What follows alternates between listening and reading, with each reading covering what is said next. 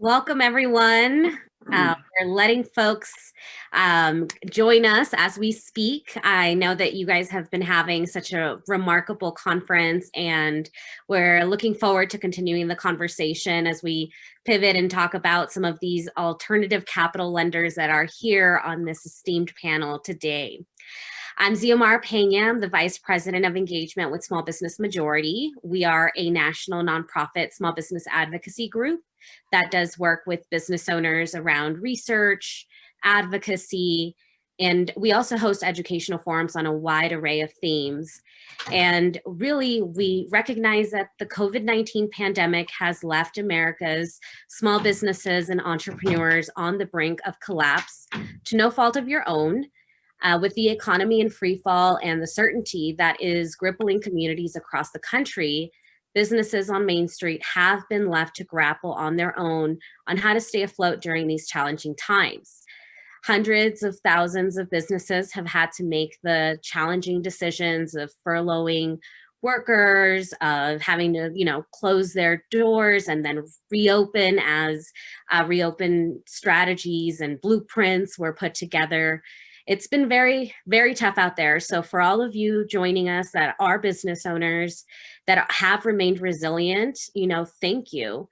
Thank you for keeping those businesses going. We all recognize that this is a very, very challenging time, that additional relief is needed. And if that relief doesn't come, it's still great to know where to go when the bank says no. And that's what we're here to talk about today. During this forum, we're going to explore very specific capital needs that often can't be achieved through traditional debt or equity. And we're really going to be focusing on very micro businesses and earlier stage businesses. This panel will focus on alternative small capital needs, and it's really an opportunity to learn about the various options that exist. We're talking about $50,000 or less, but I think that there are a couple of lenders on the panel that can also have higher loan options. So why don't we just jump right in, and let's start with brief introductions for some of the panelists. Tell us who you are, a little bit about the organization that you represent, and then we'll go through some questions. I also want to let folks know you can go ahead and use your chat feature to enter questions for the panel, the panelists, and we will have about 15 to 20 minutes at the end of the discussion to go through some of those questions. So why don't we go ahead and start off. Louie, I'll pass it over to you. Great. Hello, everyone. Sounds like you guys are all having a tremendous conference, and the energy is fantastic from what I'm seeing. I am based in San Diego, Chief Investment Officer of Mission Driven Finance. We provide debt capital to both nonprofits and for-profits who are solving social pain points and can't seem to get any love from traditional financial institutions because of their size, because of credit score, because your name is difficult to pronounce. There might be all sorts of reasons, and we step into that space. I'm a former investment banker, former fund manager, grew up in Oklahoma as a refugee, former business owner. So I understand many of your situations, and love to be able to figure out how to help everybody. Thanks, Louie. Lindsay? Hello. Thank you for inviting me here. I'm so glad to be with all of you, and I hope that we can provide some insight into micro lending for you during this panel.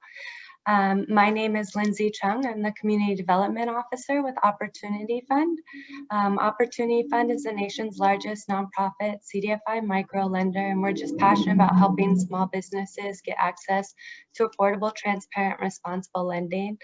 I came to this space because my dad was an entrepreneur, and I realized how difficult it can be and some of the challenges that small business owners face. And I became really passionate about microfinance and did the Peace Corps in Africa and decided that I would love to learn more about what microfinance looks like domestically.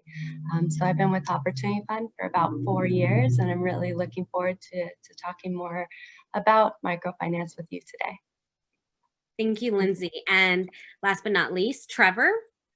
Yeah, super excited to be here today. It seems like you guys had a lot of fun watching a couple of pitches. Always love doing that. My name's Trevor Nelson. I am currently a fellow at Kiva. Kiva is an international organization. Was started way back when, before crowdfunding was even a thing. So the first crowdfunding platform in 2011. The U.S. program was started. So Kiva started internationally, was doing a lot of great work. And in 2011, started a U.S. program. Since then, have supported a little over 7,000 business owners to the tune of about $40 million. And have done some really interesting things around COVID. Similar to everybody else, we do really small loans, no more than $15,000, with a unique approach of what we call crowd lending, which I'm sure we'll hop into a little bit more. And we like to say we're the first piece of that capital ladder, right? So when the banks tell you no, or even before you think it's appropriate to approach a bank, you might come to us. And so super excited to be here. Echo it with some of my fellow panelists have said. Father's also an entrepreneur, spent some time in banking, and understand some of the complexities of what is going on in this current climate. So super excited to be here. Thank you, Trevor. So why don't we start, when business owners are looking for capital, what are some of those things that lenders will ask for? And, we normally know this could be, looking at the 5 C's of credit, credit, capital, their cash flow. Can someone, why don't, since we're jumping on with you, Trevor, and you mentioned you guys are also at the beginning of that ladder, can you share a little bit of how those products are different? And even maybe it would be great to talk about the difference between debt and equity, just very briefly, so we can get, because I know we're going to talk about some debt products and equity-based products. Yeah, so I'll start on our model, quickly touch on debt and equity, and let others chime in. But for us, we think we're pretty different, and our model is really predicated on social underwriting, right? And we mean that in the truest sense of the word, right? So we don't necessarily look at your credit score. It can help, but it won't hurt you. We're not looking for a formal entity structure. Again, it can help you, but it won't hurt you. And so ultimately, the driving force for what is works with us, and where borrowers ultimately find success, is having a good network of people who are willing to support and knowing how to engage that network, right? So for us, what we say is being able to tell your story is incredibly important. For us, having strong images is really important, but that's the unique nature of what we do, right? So we're coming in and saying, hey, look, we're going to take a bet on you. We don't need to know a whole lot other than that you're convinced this is going to go to work. We then say, hey, look, we think this is a legit business, nothing illegal here, right? Doing our due diligence. And then we say, hey, look, you're convinced about it. Do you have friends and family, people in your network that are convinced about it? Because if they're just as convinced as you, we'll unlock an opportunity to engage with around 2 million people that lend globally on Kiva in increments as little as $15 to help raise whatever that amount is, from $1,000 to $15,000. With that being said, I think it's incredibly unique how it's structured. And to touch on, the debt versus equity, and I would even throw in the free money, the grants, right? Kiva is debt, right? So one of the things that's unique about Kiva is we're not saying, hey, like GoFundMe, go out and ask for free money, right? The expectation with the Kiva loan is that, at Thanksgiving, your mom or your brother might be able to say, hey, where's my $20, right? Are you making that payment, right? And so that's the function of debt, right? It's an obligation you have to pay back. When another unique thing about Kiva is there's no interest rate, right? So you're not having to pay anything more than just the amount that you borrow, right? But the expectation is that you pay that back. And that's one of the things about debt, right? Something like GoFundMe, which is also somewhat in our space, is free, right? You don't have to pay it back. There's no obligation there. And then equity is a little bit different, right? But when you think about what you're giving up, right, you're giving up a percentage of your business, right? And so that's kind of the skin in the game and the opportunity that comes with that. And so each one of those pieces has their own interest. And what I will say, because I'm, kind of laser focused on this crowdfunding space broadly, is there are platforms that do all of those things, right? You can get debt, like with Kiva. There's others. You can get equity, and there's places you can do that. And then there's also some more philanthropic and grant type free money out there as well, that you can all crowdsource and crowd together people to help you get to your goal. So that's kind of our approach and how we see it. And I'm sure my fellow panelists will have a bit of a different answer, but that's our approach. Yeah, so with that, I'll pivot over to Lindsay. You at Opportunity Fund, you all offer microloans, loans through the SBA, several other products. If I just got started as a business. I've been in business for less than 3 years. My bank is telling me I need at least that in order to apply. What kinds of products do you offer for that kind of business? And what are you looking at? What are some of the criteria that you're also looking at? And Louie, feel free to also jump in here.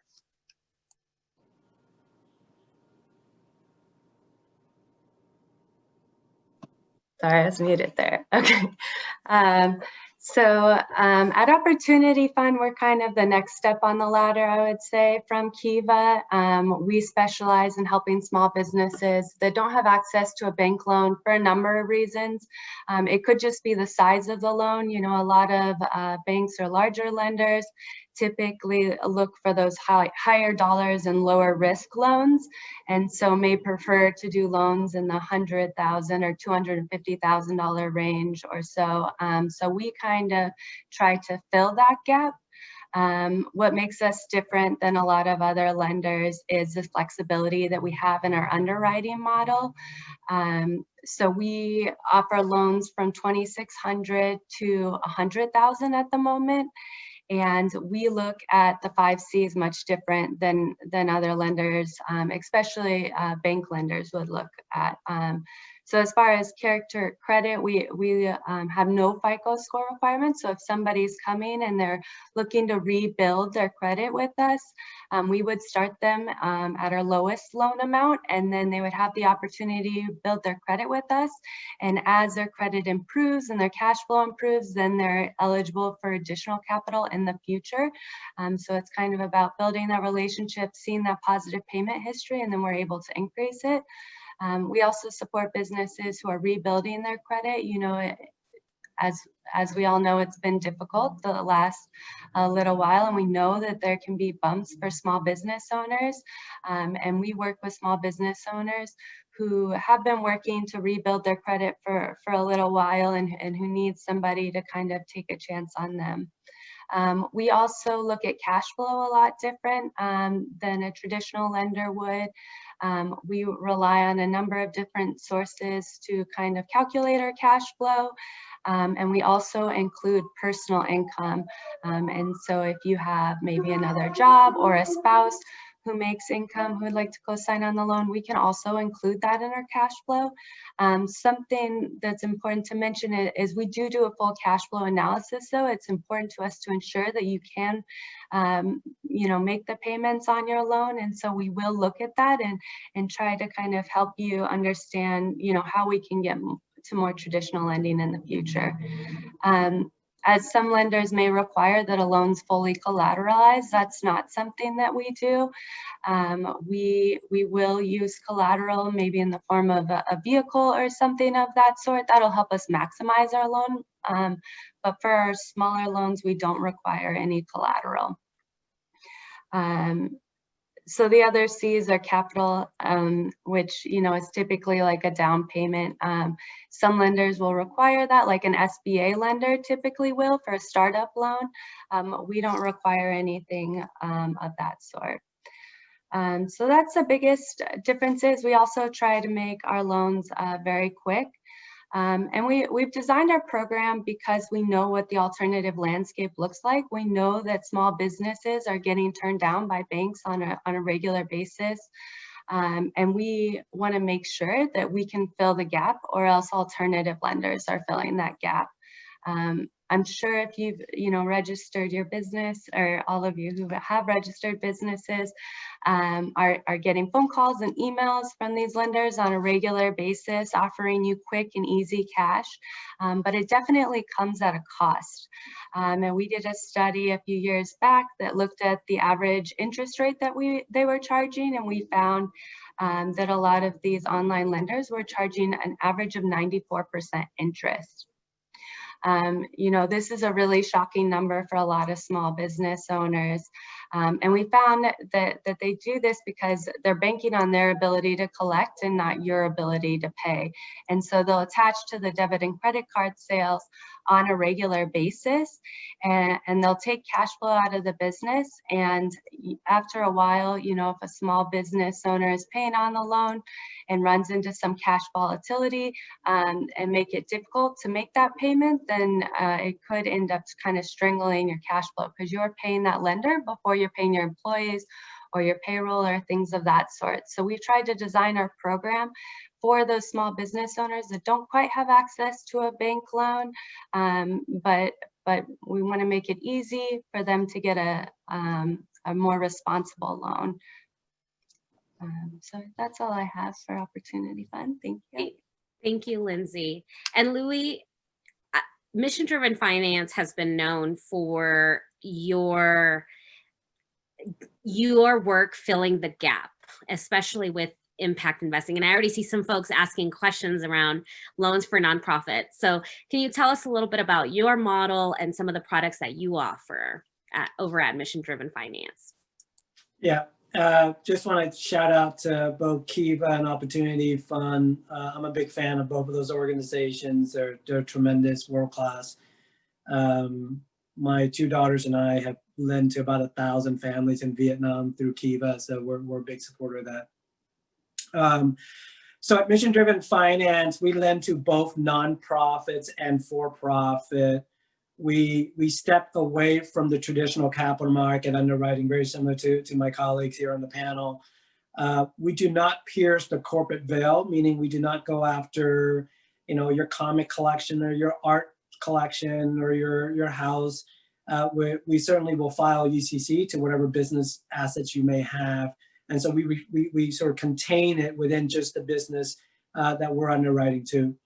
We do not look at credit scores because we think there's sort of built-in discrimination in long-term systemic in the in those credit scores and credit history. And so if we don't look at credit score and we don't sort of have collaterals, personal guarantees, how do we get comfortable deploying capital? And we do that via a deep dive on the community that you exist. You know, sort of, do you have community champions who will say, yes, you know, she does tremendous work for our community. She's a tremendous champion for our young people. So those are the people that we're looking to support. Not only are they not being supported by their banks, but they're doing something meaningful in art and have a meaningful standing within their community. And so we are also very key on your business plan. You know, someone comes along and says, COVID has blown me up. My current revenue is nowhere near what it used to be, or, you know, I have no visibility as it relates to forecasting. And we appreciate that. So then we really kind of have to lean on your business plan, like how sound does it look? How much experience do you bring in being able to advocate for this business plan as being a sound business plan, and it's something that we can hang our hat on. And so versus traditional lenders, where traditional lenders typically look at your history and say, okay, this is what you've done in the past. We are willing to look forward, very much like an equity investor, but we take a debt position and we say, look, we're willing to take your forecast, take some haircuts off of it, maybe sort of adjust it for what we think is proper growth within this space, and then arriving at a comfortable set of projections that we're willing to lend to. And so we're professional investors. I've had, you know, 25, 30 years of equity, private equity, fund management. We still have to answer to our investors. We still have to be able to say why this investment makes sense. And so no one on this panel are sort of philanthropic dollars. So we have to be able to say to the SEC or to say to an investors, at the time of deployment, here's why we think it made sense. And so you got to help us be able to make that argument, right? So, you know, it doesn't make any sense if you're in a early childhood education and you show me a growth chart that looks like a tech company, right? It doesn't make sense, right? So it's got to be sensible to the space that you're in for us to be able to make our argument to anybody, to investors, to anyone, that this makes sense. And so we spent a lot of time getting to know the entrepreneurs, spent a lot of time getting to know the business model, and being able to get comfortable. Is this an entrepreneur who's open to ideas, who's open for discussion, who's open to pushbacks, is in this as a partner with us in executing this mission. And that's a big point for us. If someone comes along and says, I know a lot about this space, I just need you to give me money and stay out of my way, that's not really our model. We're not really looking for that. And so anyway, so I guess if we were to kind of line us up, we, north of, there's Kiva, there's the Opportunity Fund, and then it would be us, as we're willing to do bigger dollars, bigger size, and it's both nonprofits and for-profit. We recently came up with an underwriting for nonprofits that allowed us to deploy capital in this space. We've done about 30 loans in the span of about 2 months, 2 nonprofits based on this underwriting that we created. And it's receiving a lot of attention, and we're looking to expand that program. Thank you, Louie. And definitely drop your contact information into the group chat, because I know we'll all have the opportunity to share that information before the end of the discussion. And also just a friendly reminder, you got specific questions, feel free to go ahead and put those in the chat box as well. So Lindsay, you said something really that stood out, which was, many traditional lenders, and we kind of saw this play out as well as during the height of the pandemic. Many small businesses will bank with large lenders, but those lending institutions may not necessarily have them at the front of the line with some of the products. And that could mean that could be because of the traditional model that they've taken. I know that as a result of the 2008 economic recession, many financial institutions changed their underwriting practices.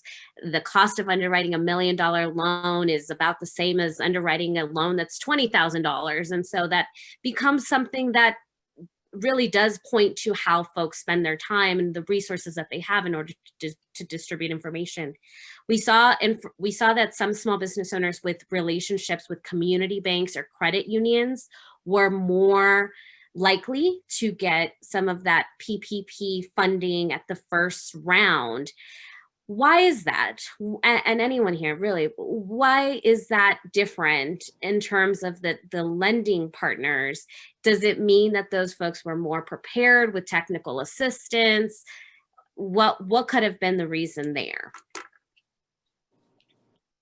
They didn't ask for credit. PPP didn't care about credit line or FICO scores or any of that stuff. They just looked at payroll and overhead and capital. So the bigger the number, the better. And they just said, boom, here's your check, as long as your paperwork was straight.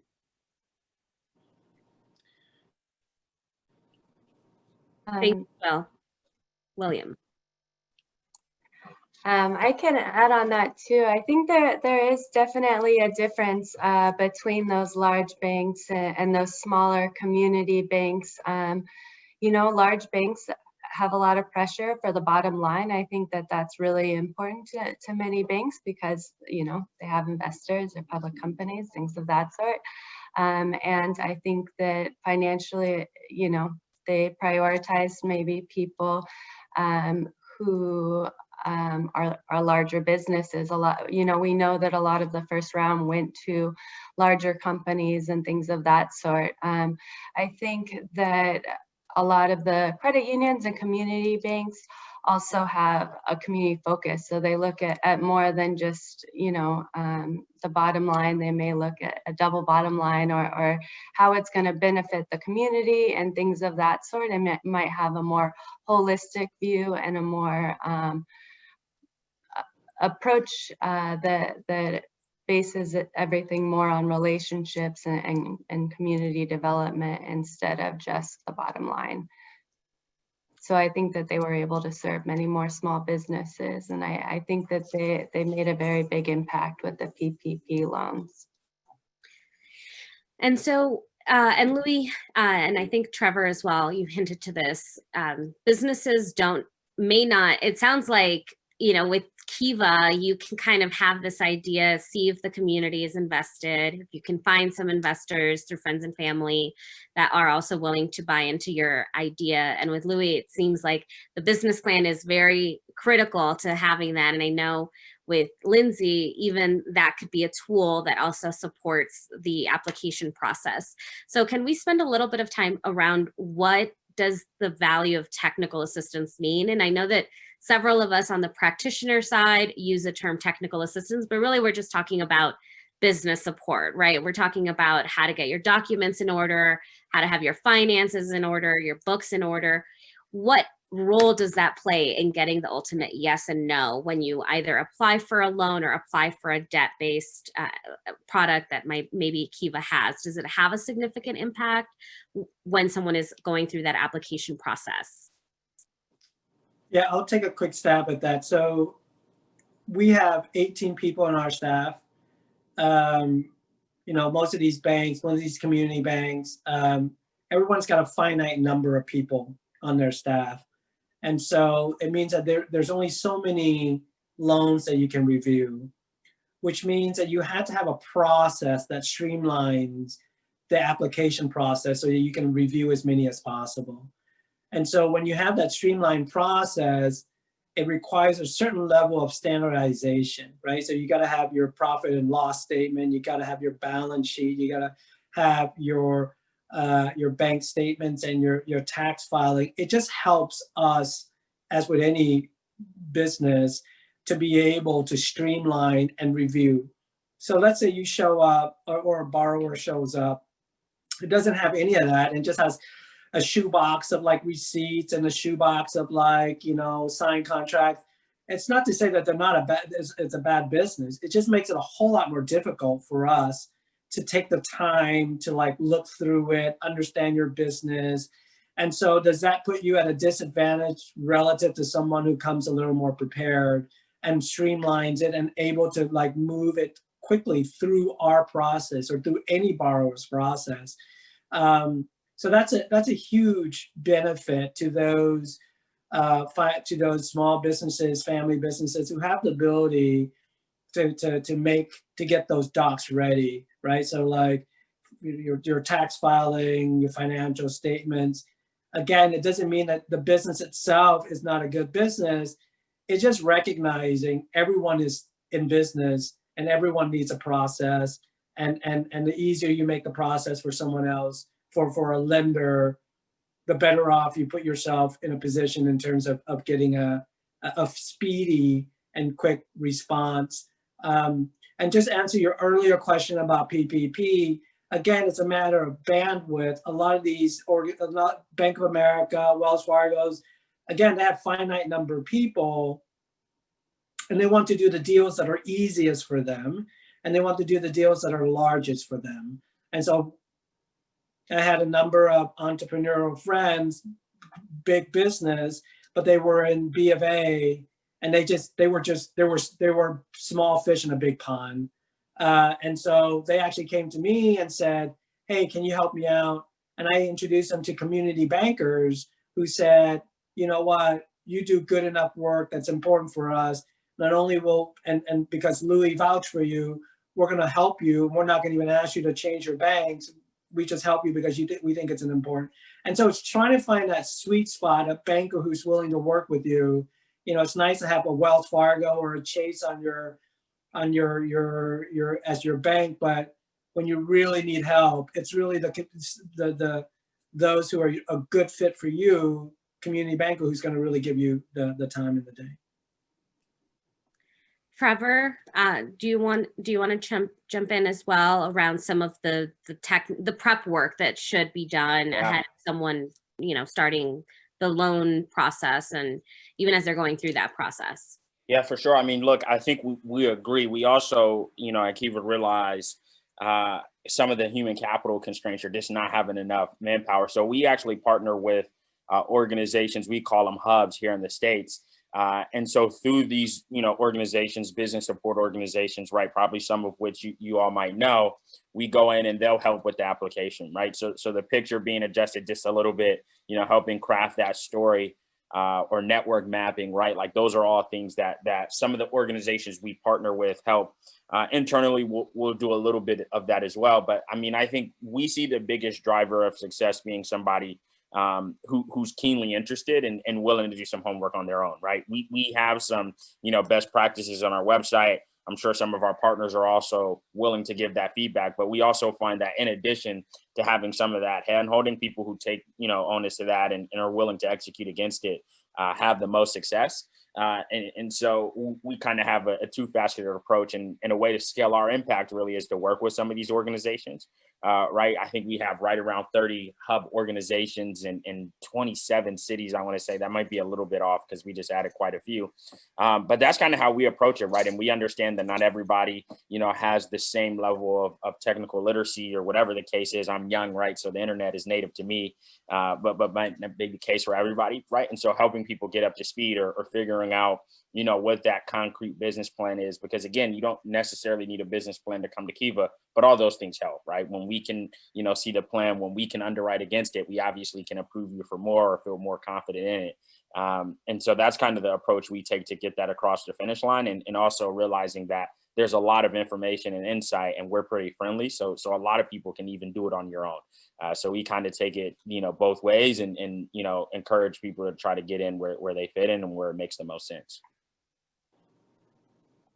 And Lindsay, I know Opportunity Fund has great partnerships similar to what Trevor was hinting to, having.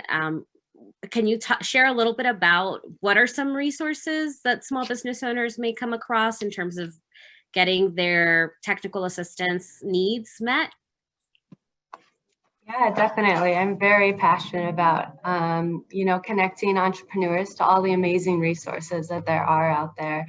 I know Venturize has a great platform that has information about how to get a small business loan, the documents that you'll need, information about alternative lenders and calculators and things of that sort to kind of learn more about the landscape. They also have a mapping tool available in California and a couple other states that kind of help connect you with different technical assistance providers or lenders. There's also incredible resources like small business development centers. They have people who specialize in helping to package loans. They specialize in helping people with the PPP loan forgiveness process, projections, bank statements. I think it's always good to come to a lender and know your numbers. And I always like to work with my clients to kind of build up that argument. And the more that you have, as far as projections, explaining how you're going to be able to pay back the loan, or explanations about things that might be on your credit report, the more confidence that I'll have when I go to my underwriters and things of that sort. So I definitely would encourage you to look at the resources in your area. You can also find other CDFIs like us. With Opportunity Finance Network, they have a CDFI locator.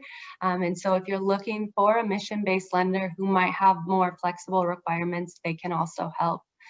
So there's so many great resources available to you at no cost. And I would just encourage you to look up the ones that might be available in your area. Yeah, and regardless of where you are, small business development centers are also great networks where you can get connected to free and low cost technical assistance services for you in your small business. So we've talked a little bit about, traditional loan products like banks. We've talked a little bit about community banks. I just heard this the other day and I was shocked, but there are only 19 Black-led banks left. Again, as a result of the 2008 economic recession, we saw some of those community banks and smaller credit unions absorbed or merge with other institutions. And so the availability of where those non-traditional lenders or semi-traditional lenders are also does impact the ability of a small business gaining capital. And so we did see this marketplace grow in the online space. And Trevor, you're here, and Kiva's a great resource, but it is very hard to distinguish online what are good options and what are bad predatory options.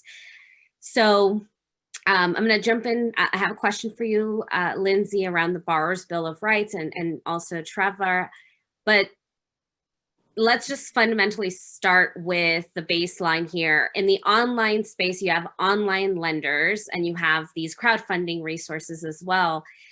Some of these online lenders could be online cash flow lenders. Those are significantly different than online term loan lenders or peer-to-peer lenders that have marketplaces.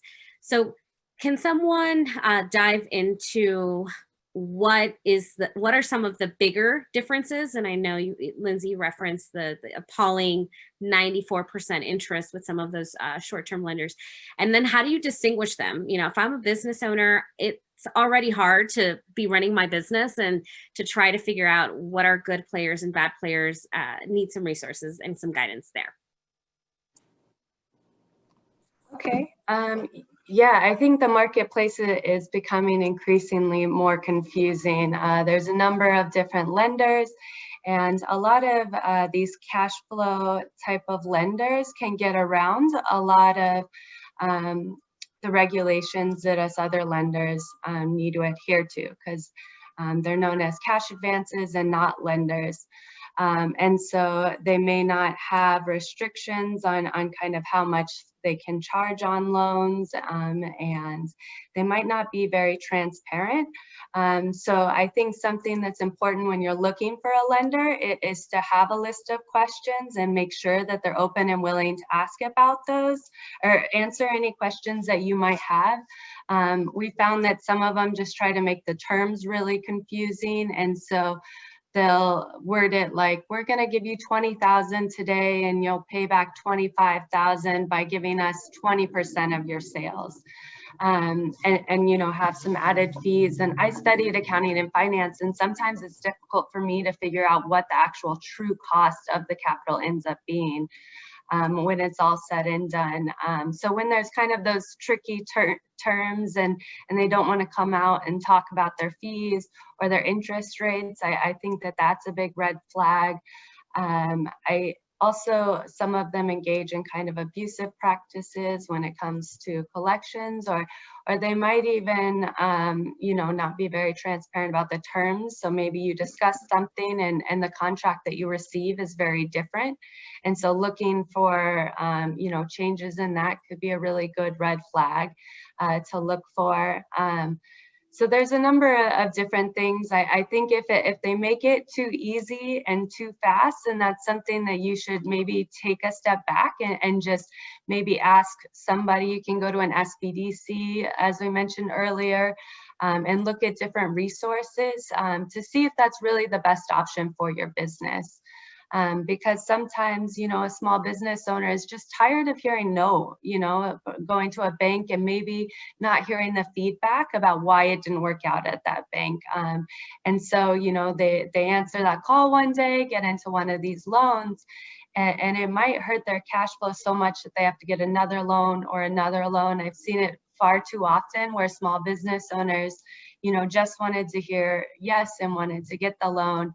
And then they ended up, you know, 2 or 3 loans in, and then it was difficult for lenders to refinance that loan. So it's really important to kind of understand the type of your lender you're working with. And I would just follow, you know, your gut and you know, the same saying of, you know, if it seems too good to be true, it probably is. And just don't be afraid to ask questions and expect that a lender will answer you. You know, that's their job, is to assist you throughout this process and to be open and transparent about what they can offer you. So just keep an eye out for those red flags. We have a number of lenders on the Small Business Borrowers Bill of Rights who've agreed to have transparent lending practices and responsible lending practices. And you can find a list of those at I think it's Small Business Borrowers Bill of Rights.org. I'll put it in the chat. I'll double check that. But you can see a list of lenders who have agreed to this, and that'll give you an idea. Some of them are fintech lenders, some of them are CDFIs. It's a large mixture of different lenders, but it could be a good jumping off point for you when you're looking for financing. Yeah, I mean, the frustration that a business owner can have is very real, especially right now, right? We're in the middle of a pandemic. Federal relief might have already been exhausted. You're looking for resources. And so it's always important to know what's out there. This still is a very largely unregulated space online. And so, you know, looking at the Borrowers Bill of Rights, our organization, Small Business Majority, also has a platform called venturize.org. And we have that list of questions. We have a downloadable list of questions that you can ask any type of lender. And those are some just really good questions to follow as you're looking for a product. And it's hard sometimes with all the acronyms like a CDFI versus SBD. What is all this stuff? And so it's helpful to have a set of questions that you can definitely use as a guide. Before we jump into some questions that we've gotten in the chat box, I want to turn over to Trevor and Louie. Are there requirements if I'm interested in investing in Kiva or like on Kiva, are there specific requirements that I need to be mindful of as just even as a business owner? Is there specific reporting or tracking that I need to be aware of as I'm looking at, you know, participating in one of your crowdfunding giving crowdfunding campaigns? Yeah, I mean, look, so to address this and then to answer your question directly, I think number one is with all of this, right? Do your own due diligence, right? It's like you're making an investment in yourself and you want to understand what that investment looks like, right? When you're looking to source outside capital. For Kiva, we're very generous. So if you go and look at our terms, you'll find there's no recourse. There's not a whole lot of, you know, extra requirements. I mean, again, we're philanthropic in nature. We're a nonprofit structure, right? We're you know, really focused on impact as opposed to, you know, fiduciary responsibility, as some would say. So we don't have investors per se that are asking for their money back. And so we're extremely flexible. Again, that's why we kind of pride ourselves around being so low on the capital ladder, right? Because we have the ability to do that. And as long as things don't get too hectic or somebody's not doing anything too crazy, we'll be fine. And we figured out a couple of innovative ways to make that a little bit more sustainable than people might think. And so I would say, yeah, no extra reporting requirements, or at least not a whole lot. We do every once in a while send out an impact survey just to check in, see if there's anything we can be doing to be helpful and try to get a net promoter score right at the beginning, and that's optional. And so not a whole lot of additional work. There's not a whole lot of hidden terms, right? 0% interest rate, right? You know who the money's coming from. We do require people have a PayPal account, which sometimes can be a bit of a challenge. That's both on the borrower side, and then if somebody, for example, on this call was interested in you know, lending on Kiva, that's also something we prefer, although not a requirement. I'd probably say 99% of people have it. So there are some small things there. So again, read the fine print, right? But I would say there's nothing major that if you are interested in exploring the Kiva loan should prevent you from going through the process and ultimately hopefully being successful. I would just add to what Trevor and Lindsay had said. So there is the interest rate, and typically it's quoted per annum for the year. That's how it's supposed to be. But a lot of these guys will give you a number, but you don't realize that's for 6 months or for 3 months.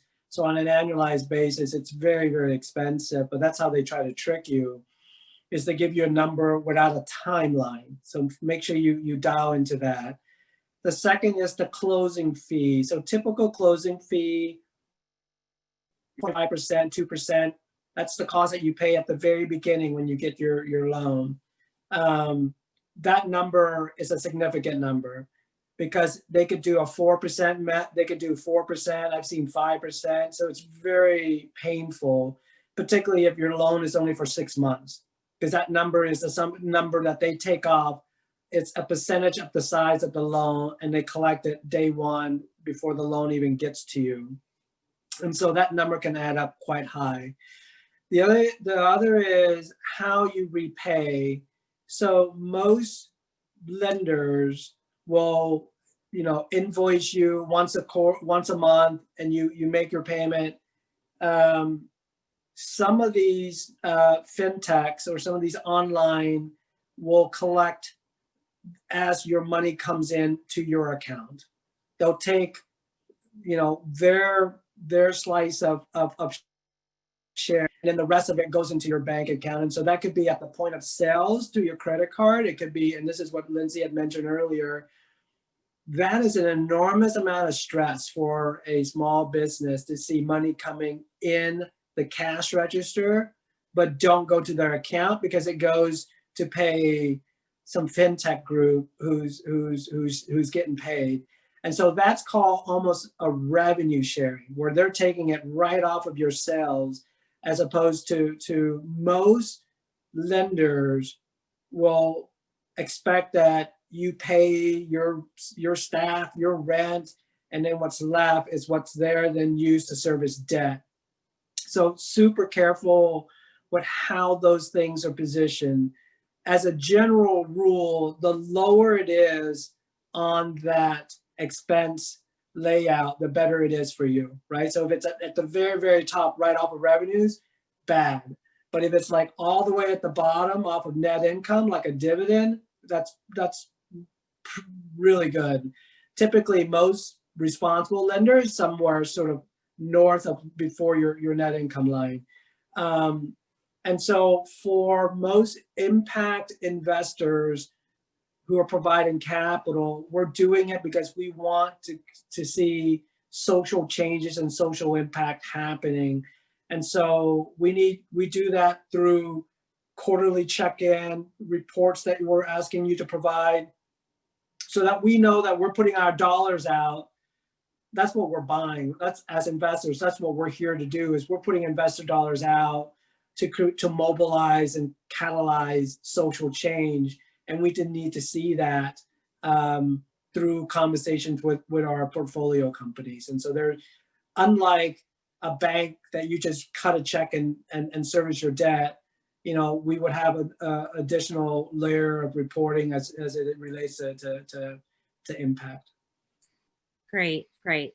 Well, this has been a great discussion. I've learned some new things as well. So I'm certain that everyone that has been tuning in is now a little bit more familiarized with some of the online lenders, where to go when the bank says no, a little bit about the capital ladder and what that looks like even here as we have been chatting through over the last hour. The earlier you are, maybe we recognize that folks are looking at their friends and family. Maybe they're using credit cards, which can be also expensive, looking for crowdfunding options, microloans, CDFIs. As you're growing, possibly looking at venture capital, some of those online lenders that offer like marketplace type of loan products. But as you mature, you're ready for the bank loans, possibly SBA products, long-term loans like the 7A product, the 8A or 504 commercial loan products. So much information. We recognize there's a lot of information that we just went through. Encourage you to fill out the document that was shared at the top of the hour with some of those key points and notes. And why don't we jump into a couple of the questions that were shared. So I think one of the questions that we got was, what are the panel's thoughts on investment crowdfunding, where perhaps quarterly revenue share is about 3%? Is that a good option for younger businesses?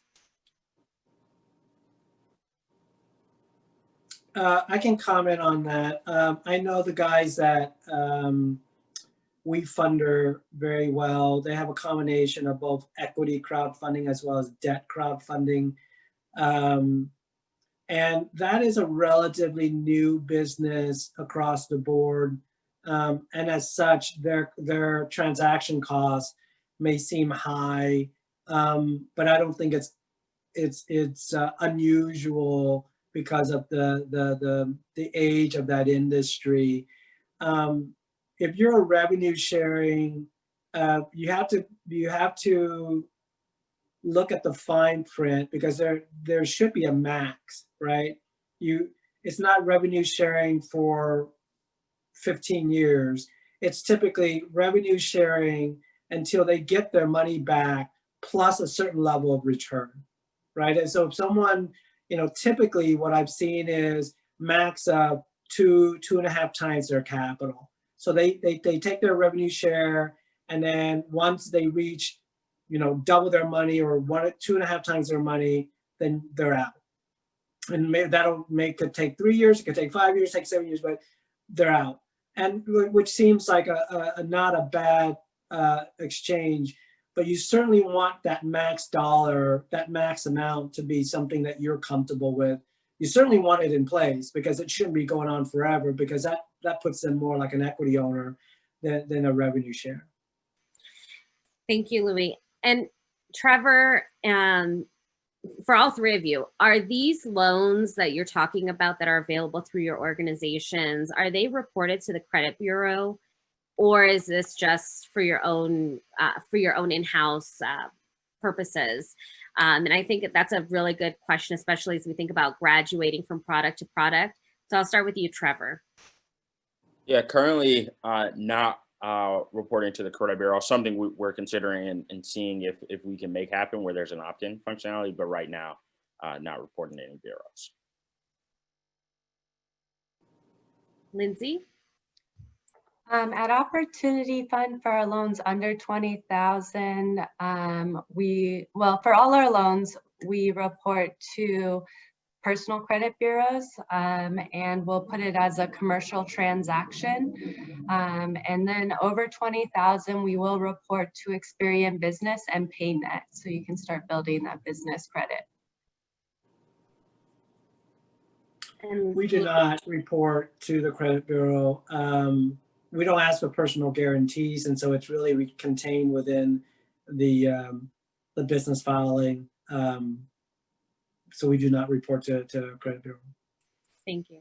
And there was a question earlier on, as we were talking about the importance of trying to get your business plan in order. Even I know I've spoken to a lot of business owners that have used this time of COVID to actually go back. I think it's something like 80% of businesses start without an official business plan, which is crazy to me because I'm like, oh my God, how are you going to get started? But a lot of business owners start because of a passion for the product or the trade or the service or the knowledge that they have in that space. And so it does in that way make a little bit of sense. But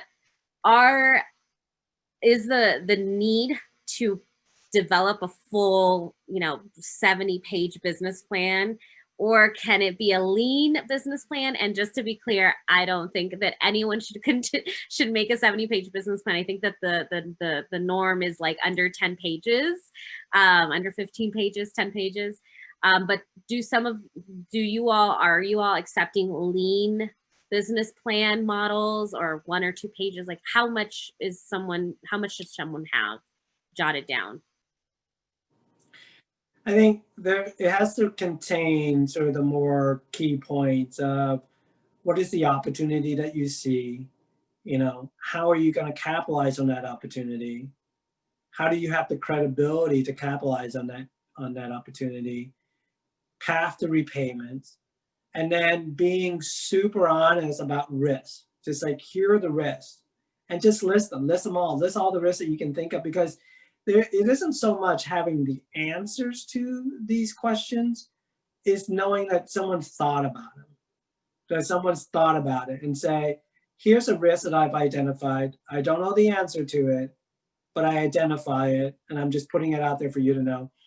And for those who are part of this organization, Michael Porter is, his 5 forces. It's a great starting point to think about how you think about your own business model, and just for your own edification and your own approach to your business, but codifying that into a document so that it helps you think through your business model.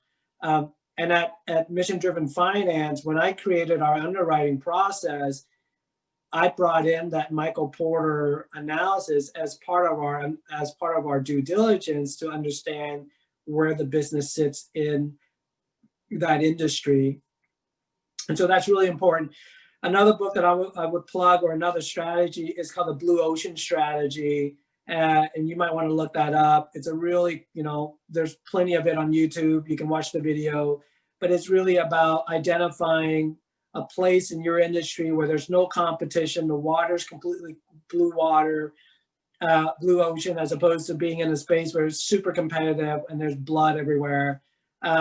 So, I think lenders just want to be able to look past the numbers to this woman in front of them and say, she's thought about it. She's passionate. Like, why wouldn't we give her money? Lindsay or Trevor? I think Louie did a great job. We don't require business plans, but I think they are really important, and I think he did a wonderful job talking about them. Yeah, I would echo that. And again, 2 phenomenal books around this high-level strategy and how to think about going after things. Well, I know we're going to wrap up, but I do want to leave off as we do. I'll ask you all to go through maybe the one tip that you would give, the one biggest tip that you would give to everyone that's tuning in. I think at some point we had 105 folks or 106 folks chime in, tune in to this panel discussion. So we'd love to hear from each one of you one final tip as it pertains to looking for alternative capital options. And then I'll just make a quick note, because I know that there were a couple of questions that we didn't get to. So I'll just say, many community development financial institutions, many CDFIs are also operating, providing grant programs, or have been partnering with counties and cities or other philanthropy players in order to put grant programs together to meet the needs that you might have during COVID. Many CDFIs offered flexibility as part of their existing clients. Some of them deferred payments on some of the existing loans at the onset of the pandemic. Some of them required smaller payments, recognizing these are challenging times. So in terms of businesses that have credit issues or that have seen some impact to their credit, those can still be really good partners for you. And again, I just want to selflessly throw one more bit out there. Small Business Majority does have our venturize.org platform. We do have some COVID-19 grant programs and response programs listed there so that you can go ahead and look at those options. Some of those grant programs are trying to meet the needs of existing businesses and maybe businesses that have been in business for at least a year prior to the pandemic. But just go ahead and check that out. So right before we turn it over and give you all your next marching orders, just want to share, if everyone can go really rapidly, 10-second tip to leave us with. My comment would be for those 6 people who dropped off, I'm going to give you like the key. It's when you go in and you talk to these lenders, be confident about what you're doing, but don't oversell it to the point where you're not open to a dialogue and feedback, because people really want to know this is an entrepreneur whose growth mindset is about growing. And I think don't take it personally. A lot of times that people have boxes that they need to check, or they run out of capital this season. Don't take it personal. You have a great business model. Keep at it.